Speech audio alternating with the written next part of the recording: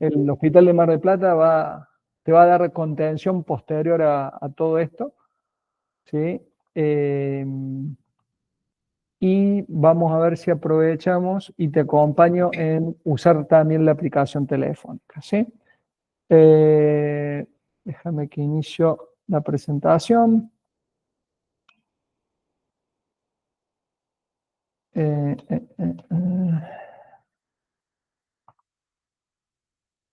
Completa ventana presentación. Bueno, vamos a hacer como un circuito mixto entre el PowerPoint y después vamos a hacer algo o antes vamos a hacer algo de práctica respecto de la aplicación telefónica. Esta es una segunda parte de una charla donde la primera parte estuvo más focalizada en Rotem y ahora nos vamos a focalizar un poco más en la aplicación telefónica que nosotros desarrollamos para acompañar el proceso de interpretación de esta información. En estos últimos meses hemos incorporado Rotem en estos 3 hospitales, entonces bueno, un poco estas charlas van como refuerzo para los equipos médicos de estos hospitales, si bien son eventualmente abiertas, van sobre ese foco. Este trabajo es una revisión hecha principalmente por el doctor, que es el doctor Klaus Gorlinger, que es un anestesiólogo muy referenciado, muy importante en el ambiente de lo que es la tromboelastometría Rotem. Él desarrolló una serie de algoritmos y esos algoritmos son los que usamos a nivel mundial. Este trabajo contiene la información recopilada o publicada de 20, 25 años de experiencia.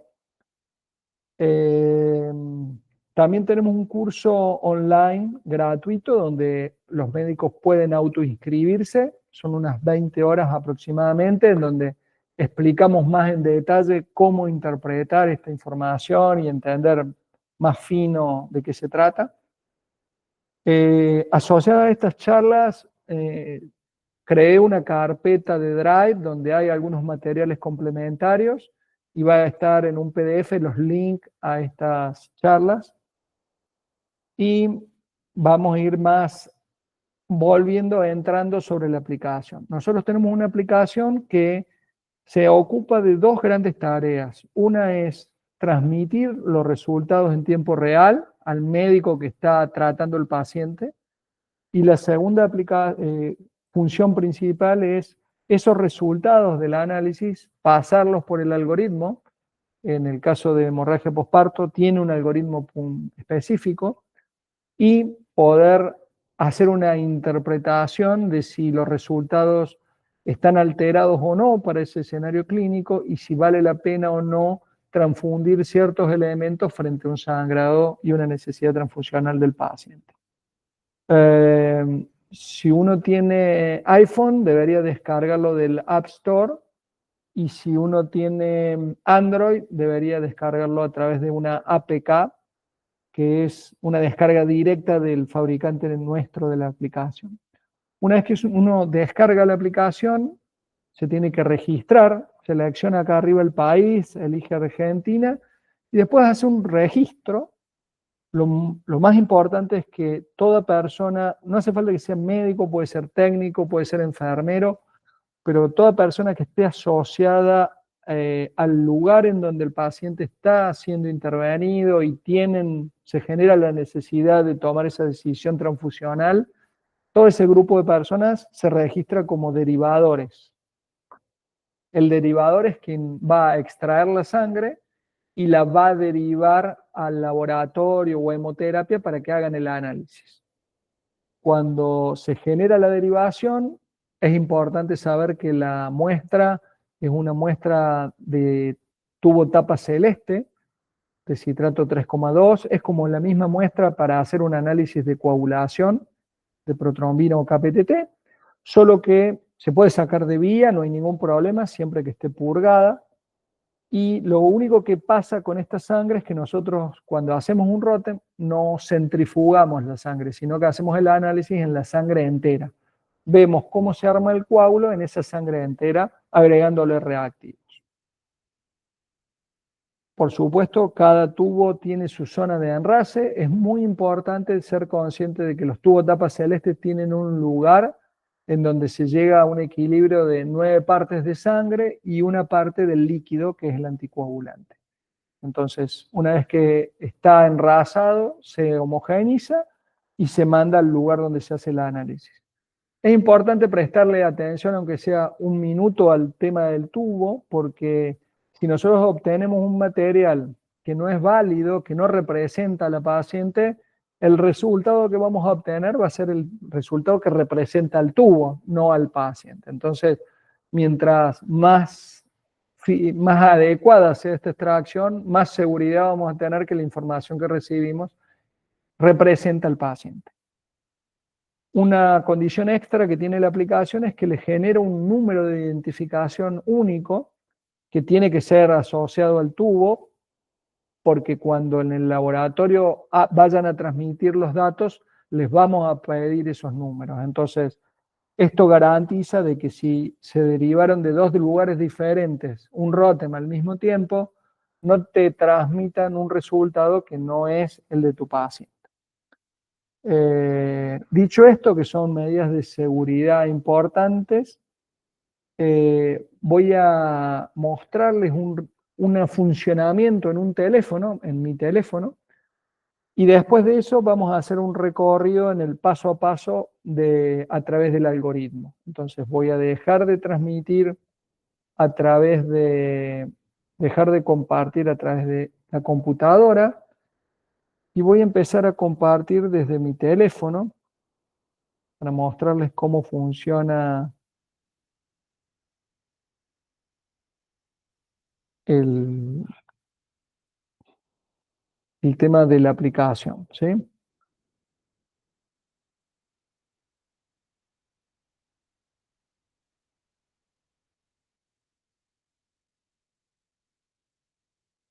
Bueno, entonces esperen un segundo. Esto lo corro. Este es el logo de la aplicación. Son como 3 circulitos de colores y una gotita blanca al medio.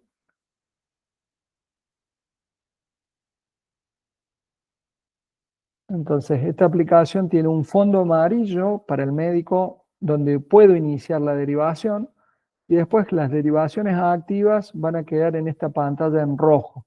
Yo acá tengo derivaciones de otros hospitales que en estos momentos se han realizado.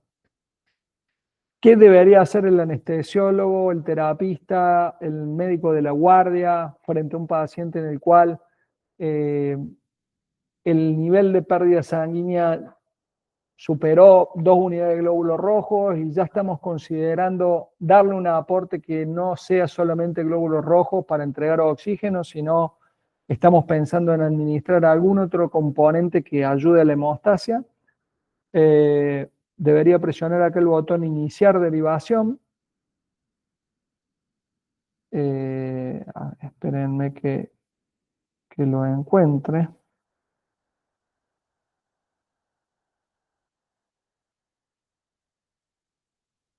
No lo tengo, espérenme un segundo porque no me anoté en ese hospital. Me lo voy a meter ya nomás. Un segundo, pido.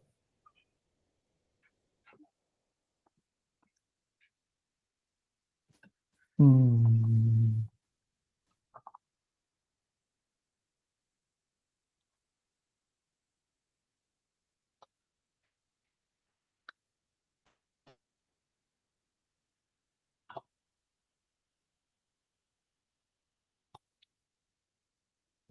Bien.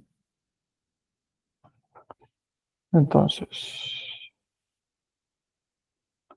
vuelvo aquí, abro, iniciar derivación.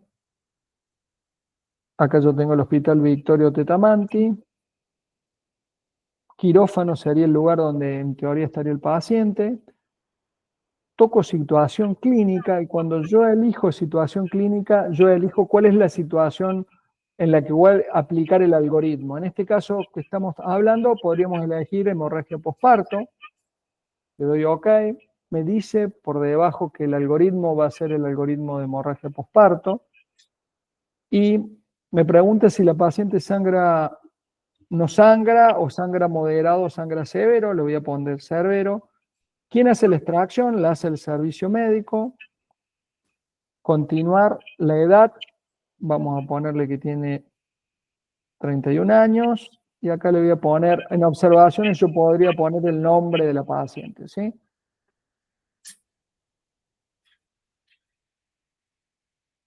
Acá le escribo en el campo de observaciones y le doy a enviar. Cuando le doy a enviar, me da el aviso del tipo de muestra que tengo que extraer y luego de eso,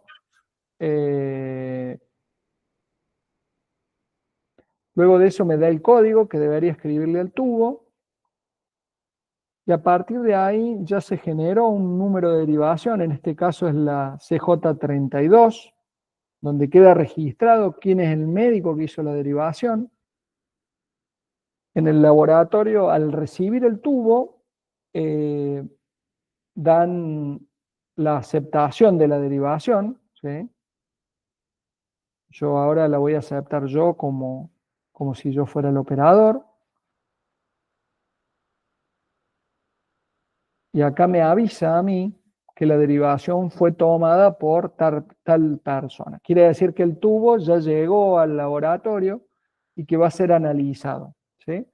Lo que voy a hacer ahora es simular un resultado y lo voy a capturar. Voy a generar un resultado en la aplicación.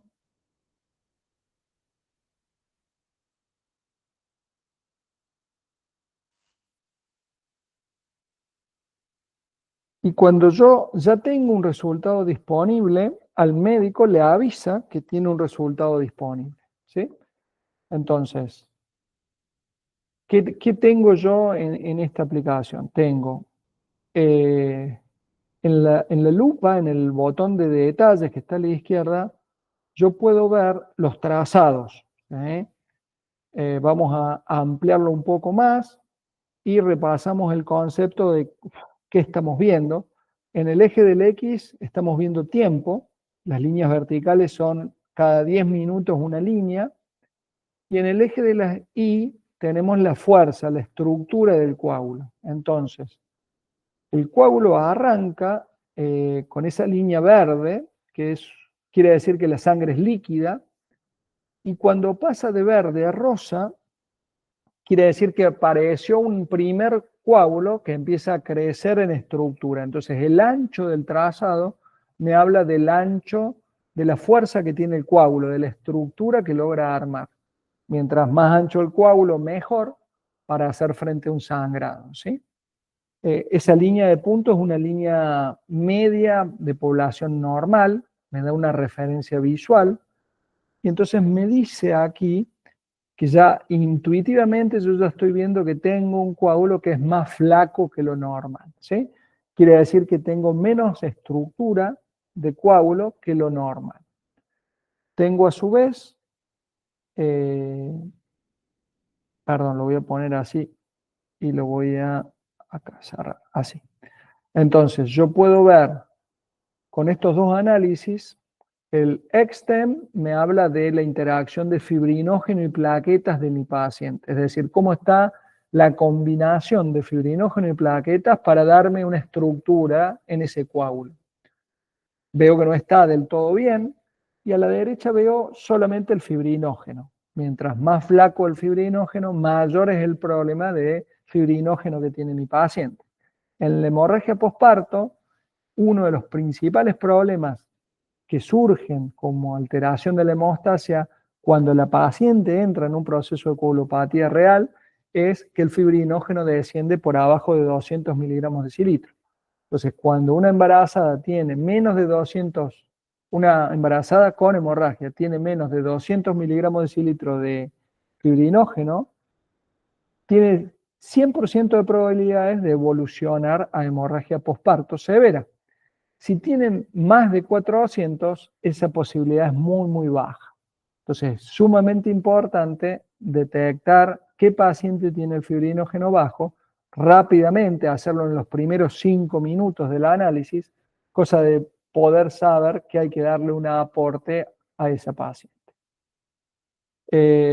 Vamos a ver, después tenemos otros análisis como el INTEM, que sería un equivalente al KPTT, que tiene el mismo ensayo con el agregado de una droga, de una enzima que anula la heparina. Esto es algo que se usa más en cardiovascular que en obstetricia, y esta mejora en la línea verde que yo veo que en INTEM está como muy largo, es como si fuera un KPTT muy largo, y que de repente en el EPTEM mejora, habla de que cuando yo saco la heparina de la muestra, esa reacción se arranca más rápidamente, mejora.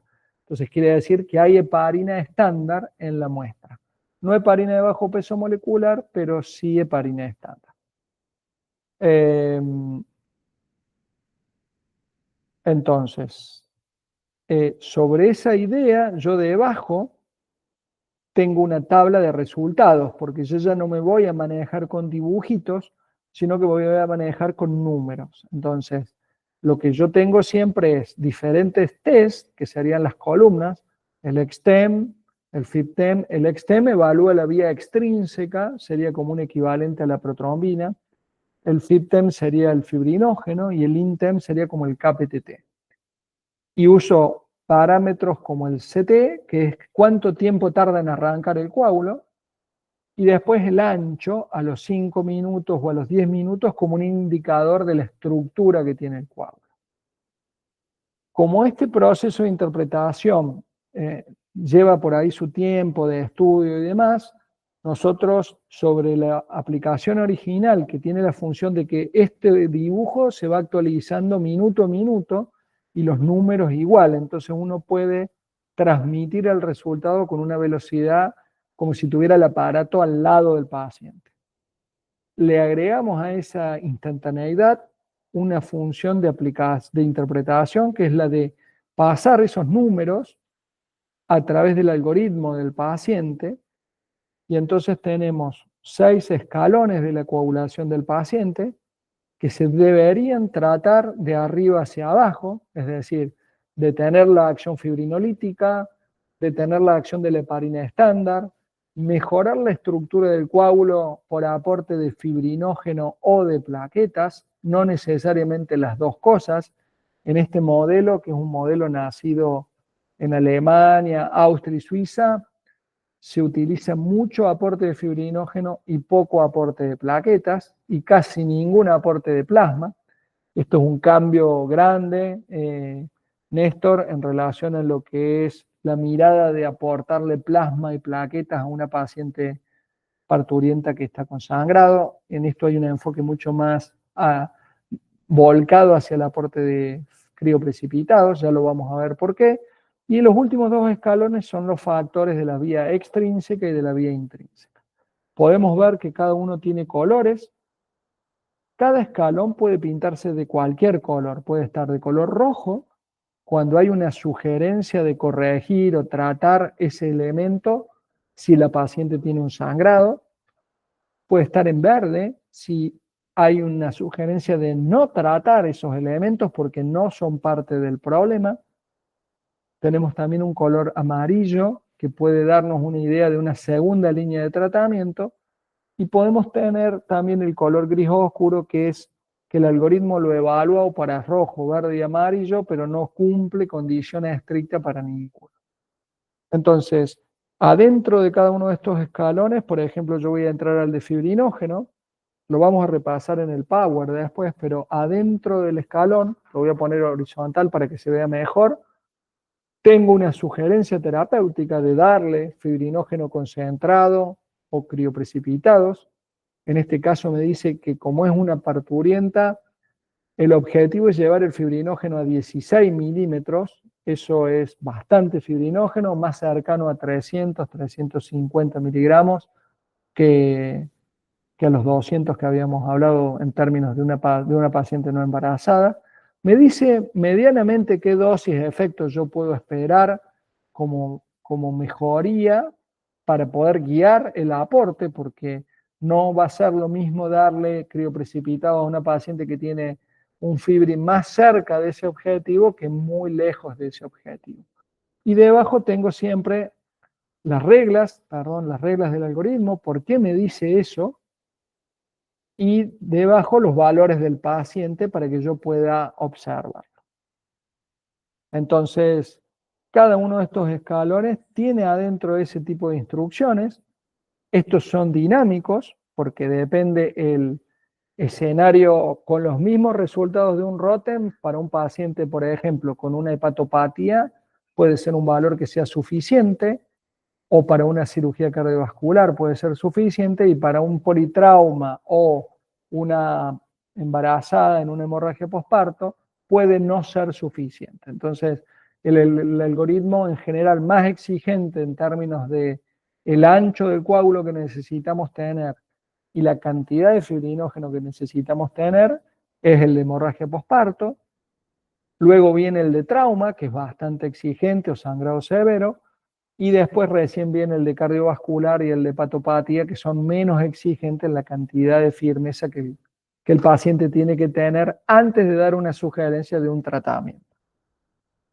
Entonces, no quiero demorarme mucho más acá. Voy a volver a compartir el PowerPoint para que podamos hacer ese recorrido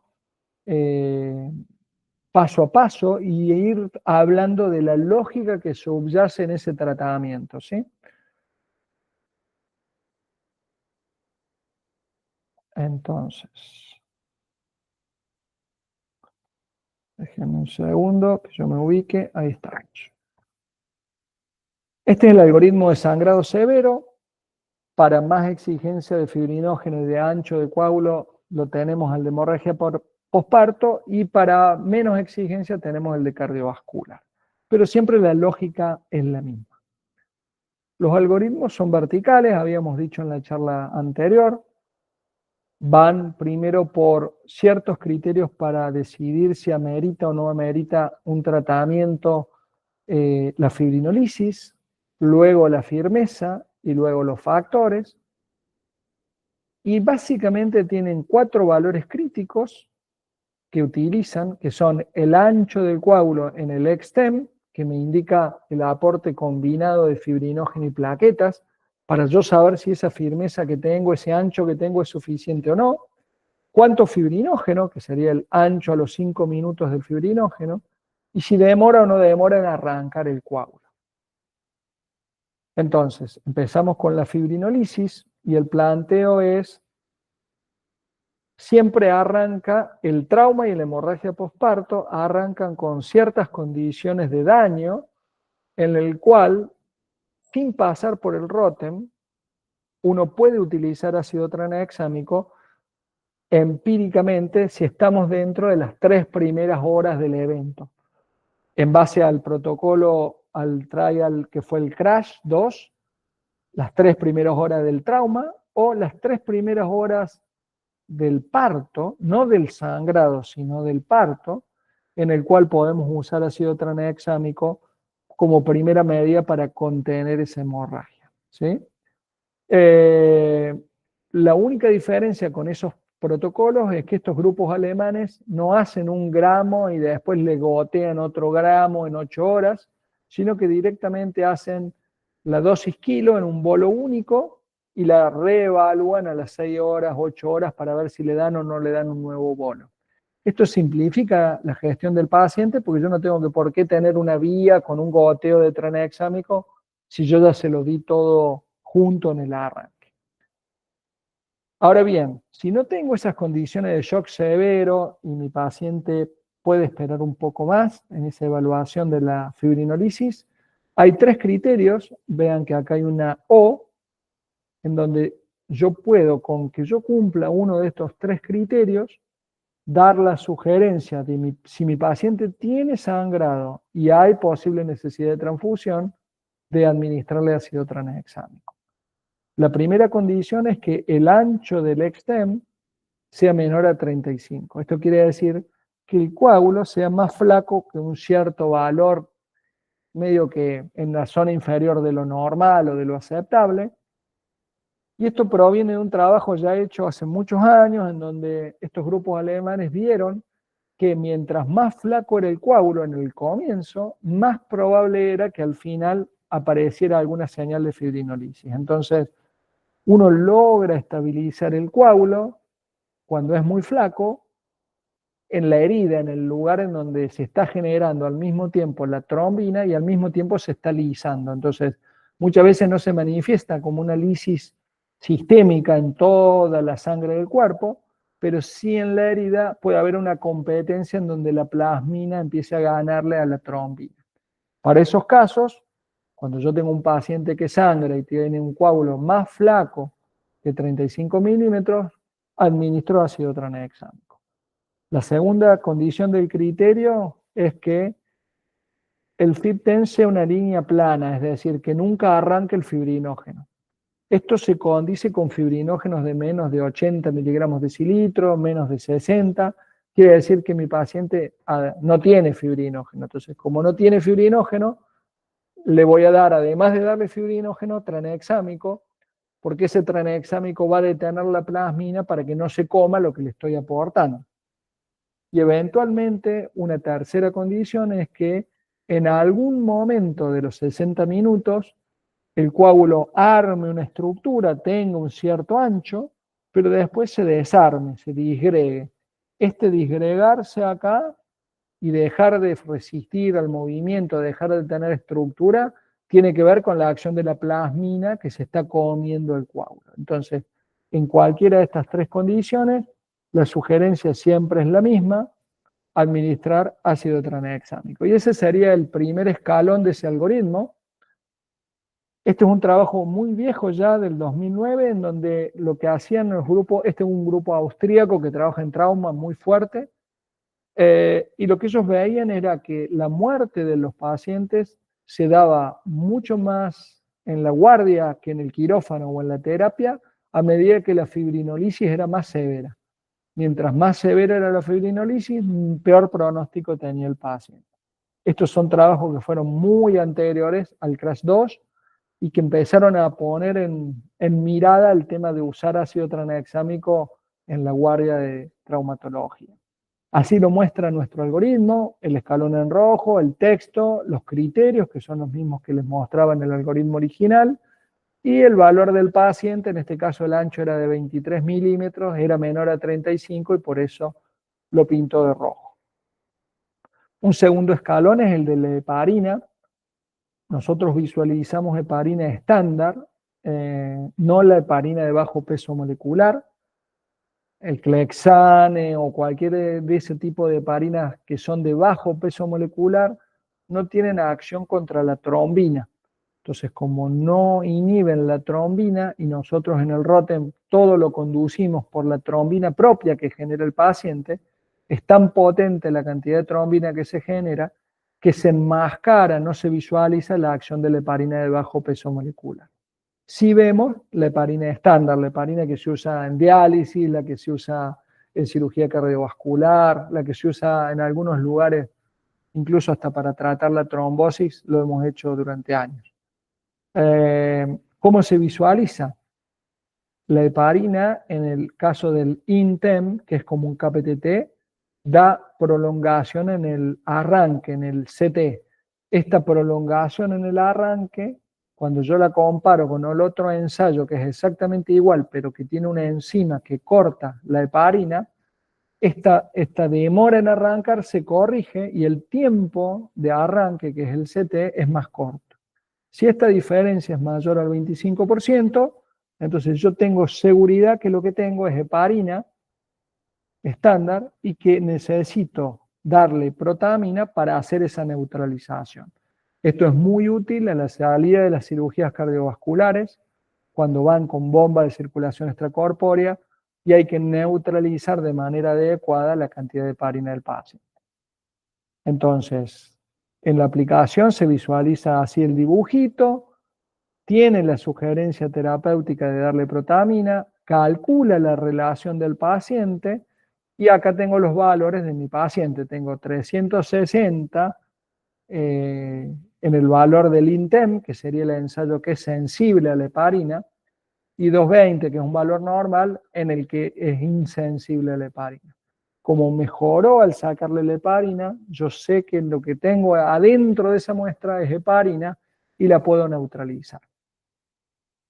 A medida que esa relación es más grande, más cantidad de heparina tengo por mililitro de sangre. Y entonces eso también es una guía para ese tratamiento. Bueno, vamos a entrar en el escalón fibrinógeno, que para mí es el escalón más importante en este cambio de modelo de tratamiento, que fue un abreaguas el uso de Rotem en esto, y tiene como concepto general la idea de que mientras más ancho sea el coágulo, más alta es la firmeza o la rigidez que ese coágulo tiene, y mejor es para enfrentar un sangrado. Puedo llegar a tener anchos muy altos, en donde incluso tenga más riesgo de trombosis que de sangrado. Entonces, una embarazada, al momento de llegar al parto, tiene normalmente un ancho del coágulo, una firmeza, una estructura del coágulo muy, muy ancho. Más ancho o más grande que lo que tiene una persona no embarazada. Esto es en gran parte producido por la gran elevación de fibrinógeno que tiene. Entonces, a pesar de que por ahí la paciente puede tener menos plaquetas, al tener tan alto fibrinógeno, el ancho usual se ve mantenido. Mientras más flaco es el coágulo, menos posibilidades tienen de que la estructura que arma pueda hacer frente al flujo sanguíneo y detener una herida. Por supuesto que si el hueco es demasiado grande, no hay coágulo que lo detenga, pero hay una diferencia entre tener una buena estructura y no tener. Entonces, nosotros el análisis de si el problema lo tiene el fibrinógeno o lo tienen las plaquetas, lo hacemos combinando dos análisis. El EXTEM, dijimos, interacciona fibrinógeno y plaquetas, las dos cosas juntas, y adentro de eso nosotros podemos pensar que está el FibTEM, que es solamente cómo polimeriza la fibrina o el fibrinógeno de ese paciente. Entonces, en el FibTEM anulamos las plaquetas en la sangre entera y nos permitimos ver la acción solamente de la fibrina. De manera tal de que nosotros, ante un coágulo flaco en el EXTEM, mirando el FibTEM podemos decir si nuestro paciente tiene un problema de fibrinógeno o de plaquetas. Entonces, nosotros activamos la plaqueta, en la superficie de la plaqueta se hace toda la magia de la cascada de coagulación que no vamos a repasar, que tiene como objetivo final hacer una tela de araña, que es la fibrina. Históricamente hemos pensado que esa es la única cosa que arma un coágulo. Lo que yo vengo a decirles es que en el Rotem podemos ver otra función de la plaqueta, que es esta que está acá, que es que está más relacionada a la agregación plaquetaria y en donde al activarse la plaqueta activa una glicoproteína que se llama 2B3A, que conecta una plaqueta activada con otra plaqueta activada mediante un puente fibrinógeno. Esto que está acá al medio no es la fibrina, sino que es el fibrinógeno. Y no es usado por la trombina, sino que es usado por las plaquetas para establecer un puente entre una plaqueta y otra plaqueta. Y yo empiezo a hacer como una gran esponja, ya no una tela de araña plana de una sola dimensión, sino una esponja donde se conectan una plaqueta con otra mediante puentes fibrinógenos. La magia de esto es que cada plaqueta tiene 40.000 de estos conectores para hacer puente con otra plaqueta. Entonces yo teniendo pocas plaquetas, pero teniendo muchos puentes fibrinógenos, puedo lograr tener una buena estructura de ese coágulo. Esto ya en el año 2006, el doctor Lang en Austria publica una serie de trabajos en donde hace ensayos in vitro, ensayos sobre muestras inventadas, ensayos sobre muestras de pacientes, y desarrolla esto que él llama el modelo del cemento y el ladrillo. Los ladrillos serían las plaquetas y el cemento sería el fibrinógeno. Y parte de la idea de que uno puede, con pocos ladrillos, armar una pared medianamente adecuada si tiene buena cantidad de cemento. Entonces, un paciente de terapia intensiva, un paciente medianamente plaquetopénico, pero que tiene buen nivel de fibrinógeno, tiene una estructura del coágulo medianamente sostenida a fuerza de esos puentes fibrinógenos que conectan esas pocas plaquetas. Ahora bien, si uno tiene un paciente que está con un sangrado severo y empieza a perder elementos, el primer elemento que se pierde es el fibrinógeno, después se pierden los factores vitamina K dependientes y por último se pierden las plaquetas porque la plaqueta tiene reservorios dentro del cuerpo para poder ir liberándose a circulación en cantidades sostenidas. Entonces, el vaso los libera, el endotelio también. Y si uno encara una reanimación de una paciente embarazada que tenía muchísimo fibrinógeno, pero que de repente empiece a perder ese fibrinógeno, y el aporte se lo hace con plasma, que no es una medida, un aporte adecuado de fibrinógeno, muchas veces llegamos a este modelo en donde tenemos una cantidad adecuada de plaquetas, pero no tenemos cantidad adecuada de fibrinógeno. Entonces, por eso es que en este modelo terapéutico, diagnóstico terapéutico, gran parte de la mejoría de la firmeza del coágulo se hace mejorando el fibrinógeno y no mejorando las plaquetas. ¿Cómo? Los algoritmos que yo les decía que tenemos varían básicamente en el ancho del coágulo del extem que yo necesito considerar como mínimo para afrontar ese sangrado. Por eso les decía que un hepático puede aguantar con menos firmeza que lo que puede aguantar una parturienta. Y el nivel de fibrinógeno, ¿sí? La hemorragia posparto es uno de los elementos, de los escenarios más exigentes en el nivel de fibrinógeno que el paciente tiene que tener. En este caso, nosotros tenemos en rojo el fibrinógeno, tenemos una sugerencia de aportar fibrinógeno. Como esto es trauma, el objetivo acá es 12. En el caso de hemorragia posparto era 16, buscábamos llegar a 16 milímetros. En el caso de cardiovascular está cercano a 10, más o menos, y en el caso de hepático 9. Entonces yo veo en dónde estoy en el fibrinógeno actual de mi paciente, veo a qué objetivo quiero llegar y en base a eso decido cuánta cantidad de fibrinógeno, en la forma de o fibrinógeno concentrado o crioprecipitados, le voy a dar a mi paciente. No le voy a dar a todos los pacientes la misma cantidad de fibrinógeno y tampoco le voy a dar fibrinógeno a un paciente que tiene un nivel adecuado de fibrinógeno. Hubo una serie de intentos de parte de la industria farmacéutica de probar el aporte a ciegas del fibrinógeno concentrado en hemorragia posparto. Y lo que se encontró es que no era costo efectivo. ¿Por qué? Porque la gran mayoría de los pacientes que tenían hemorragia posparto no tenían el fibrinógeno dañado, entonces no se beneficiaban de ese aporte. Por lo cual es sumamente importante rápidamente poder identificar si mi paciente tiene o no tiene un problema de coagulopatía. Una idea en relación a lo que hablábamos antes, de decir, ¿qué pasa si nosotros usamos plasma como un elemento para mejorar la hemostasia de mi paciente y como un elemento para mejorar esa firmeza, ¿sí? Esto es muy notorio en trauma y sumamente notorio en hemorragia posparto, porque la parturienta viene de un fibrinógeno mucho más alto. Este es un trabajo de una revista de anestesia donde lo que se hace es plantear diferentes opciones de sangre reconstituida, en donde yo aporto una unidad de plasma, una unidad de plaquetas y una unidad de rojo.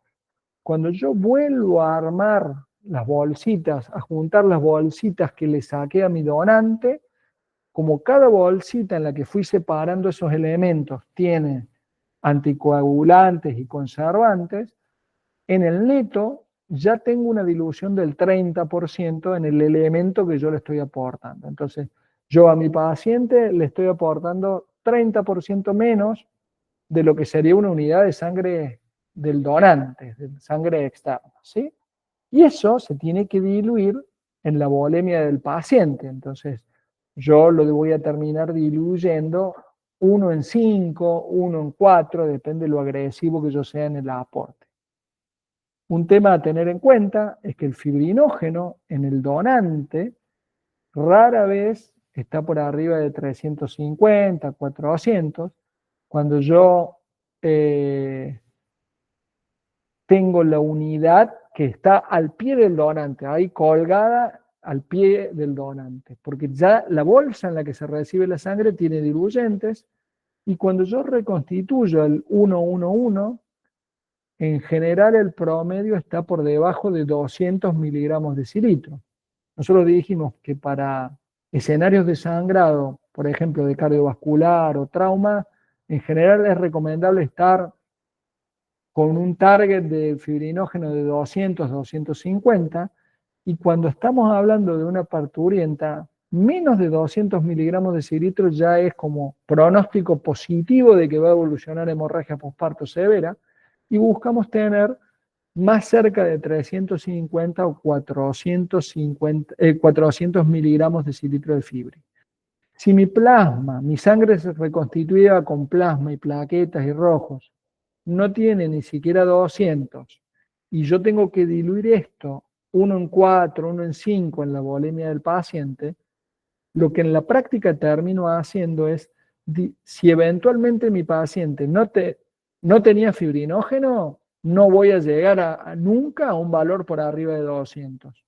Y si mi paciente parturienta tenía 400 de fibrinógeno porque estaba bien, al aportarle tanto volumen de algo que no tiene fibrinógeno, muchas veces lo que voy a hacer es diluir el fibrinógeno de la paciente y la voy a hacer entrar en un escenario de más riesgo de una manera innecesaria. Entonces, una cosa que propone este modelo terapéutico, que ya lo hablamos en la charla anterior, es que a las pacientes hay que manejar 3 cosas que el modelo del 111 o de la terapia en PAC aparentemente gestionaba en conjunto. Bueno, hay que gestionarlas por separado. Por un lado, la entrega de oxígeno; por otro lado, la hemodinamia, la mejora en el volumen que el paciente tiene; y por otro, la hemostasia. Entonces, no me quedo esperando un aporte de plasma por volumen, porque al final voy a terminar dañando la firmeza del coágulo, ¿sí? Las plaquetas, en base a este modelo de lo que hablábamos, que o es fibrinógeno o es plaquetas, yo me doy cuenta que tengo un problema de plaquetas porque tengo una firmeza del coágulo, un ancho del coágulo flaco, pero tengo un buen nivel de fibrinógeno. Entonces, todo lo que no es fibrinógeno en este trazado es plaquetas. Mientras más grande sea el fibrinógeno, menor es el aporte del componente plaquetario, y entonces en este modelo en general o le aporto fibrinógeno o le aporto plaquetas. Tiene que estar severísimamente dañado el coágulo para que la sugerencia sea darle las dos cosas juntas. Bueno, así lo muestra en la aplicación, y nosotros veíamos recién que en el algoritmo estaba en gris oscuro la plaqueta. ¿Por qué? Porque como en mi algoritmo se pintó de rojo fibrinógeno y dijimos que son como mutuamente excluyentes, porque yo primero tengo que tener flaco el coágulo en el extem y después veo cómo tengo el fibrinógeno. Si tengo el fibrinógeno mal, bueno, voy a empezar corrigiendo fibrinógeno. Por eso es que se pinta en gris, porque no cumple criterios para el rojo de plaquetas. Yo puedo ver que tengo prolongación en factores de la vía extrínseca, pero fíjense que acá tiene una doble condición. Le dice, tengo prolongación en el extem, mayor a 80 segundos, esto quiere decir que demora más de ese tiempo en arrancar, y acá tiene el componente I, y al mismo tiempo el ancho del fibrinógeno es mayor a 9. Quiere decir que tengo un cierto nivel de fibrinógeno. ¿Por qué? Porque si yo tengo poco fibrinógeno, el coágulo va a demorar en arrancar, no porque tenga un problema de que me falta factor 5 o me falta factor 7, sino que lo que me falta es fibrinógeno. Por eso es que tiene como una condición de que tengamos un nivel adecuado de fibrinógeno. Y bueno, así se ve. Es normal que tengamos ROTEM normales con protrombinas alteradas, porque hay muchos elementos de las células que participan en la reacción de coagulación que el laboratorio cuando centrifuga los quita de la reacción. Entonces, los monocitos de un paciente inflamado llevan factor tisular que activa la coagulación. Los restos de las células que forman micropartículas también llevan factor tisular. Todo eso acelera el proceso de formación del coágulo y muchas veces compensa disminuciones en los factores de coagulación.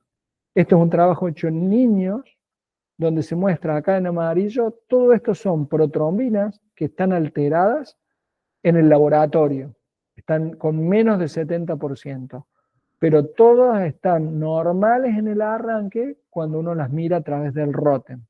Entonces uno puede ver que hay un número muy grande de pacientes que si yo me guío simplemente por un valor de protrombina de 40%, podría estar transfundiendo creyendo que esa es la causa del sangrado, cuando puede que no tenga una causa de coagulopatía para sangrar o sea otra la causa, no el déficit de factores.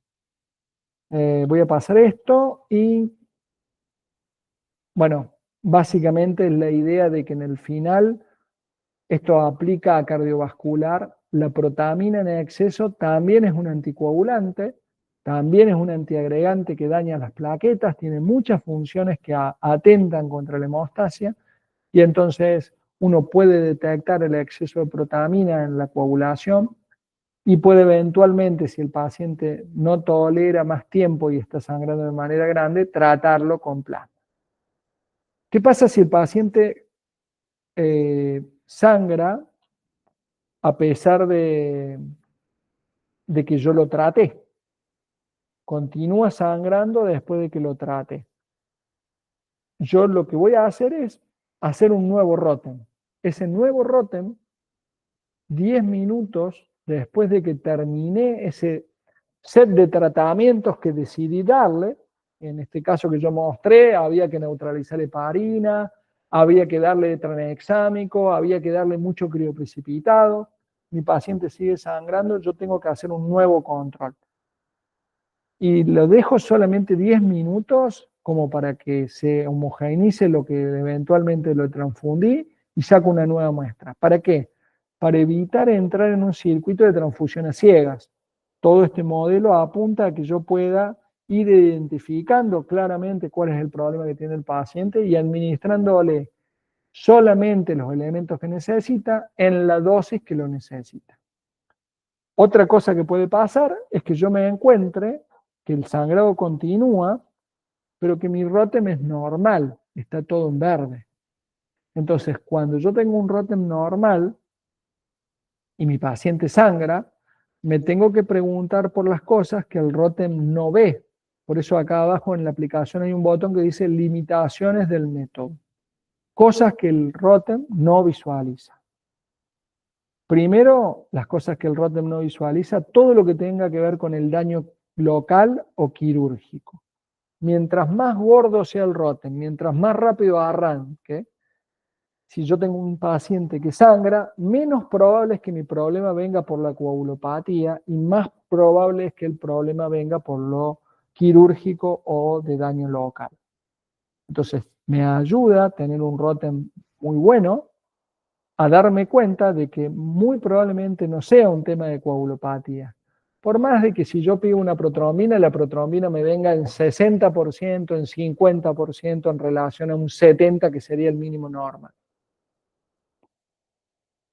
El problema no está ahí. Yo voy a perder tiempo y voy a creer que el plasma que me van a traer va a ser lo que me va a salvar.